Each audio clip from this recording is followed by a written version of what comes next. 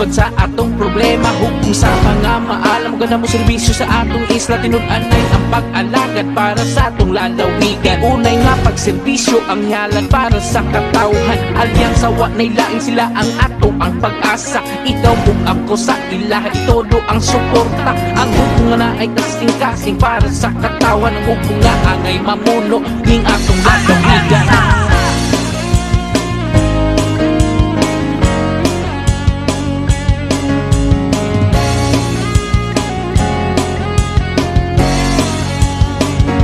Ikaw ug ako, ato silang unungan, suportahan hangtod sa kadaugan.